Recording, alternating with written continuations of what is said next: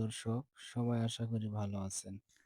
আর যারা আমার ভিডিও দেখেন কিন্তু কোনো কমেন্ট করেন না। তো কৃষকের ভিডিও দেখলে কেউ কমেন্ট করেন না। যারা বউ ব্যবসা করে, যারা বউ নিয়ে ভিডিও করে তাদের ভিডিওতে কমেন্ট, লাইক কি আপনার সাবস্ক্রাইব বাড়ে দেন। ওদের ভিডিওটা মানে ওদের বউলে আসলেই ওদের ভিডিওটা বেড়ে যায়। আমরা কৃষকের জিনিস দেখাই, কৃষকের কষ্টটা দেখাই সেটা তো কোনো কৃষক দেখেন না। আসলে যারা বউ ব্যবসা করে আমি ওদেরকে দোষ দিব না।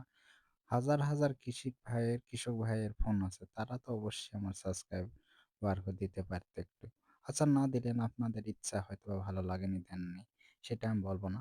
বলতে চাচ্ছি যে ভালো লাগার একটা বিষয় আছে। কিন্তু কৃষকের কষ্ট কেউ দেখে না। কৃষকের যে দেখেন কত কষ্ট করে মাঠে ওষুধ নিয়ে আসছে, গুলিছে। আমি চাচার সাথে মশকরা করতেছি দেখে চাচা আমাকে একটু পানি দিচ্ছে, আমি আমার ভিডিও করতেছি। চাচা বলে যে ওষুধ দিয়ে আর কি হবে? না দিয়ে কি হবে? যে আলুর দাম রে আলুর যে রেট, আলুর গতি শুনে সবাই তো চমকে গেছে যে এ রেটে এভাবে আলু যদি বেচাকেনা হয়, আমাদের যত বিঘা প্রতি খরচ হয়েছে এটা তো উঠবে না।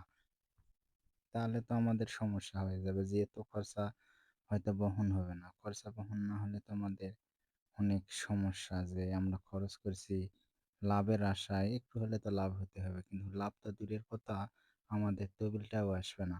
এই ইউনূস সরকার তত্ত্বাবধায়ক সরকার যিনি ক্ষমতায় আসতেছেন, এই জনগণের কিছুদিনের সরকার। দয়া করে তিনি নির্বাচন দিয়ে আউট হয়ে যাক।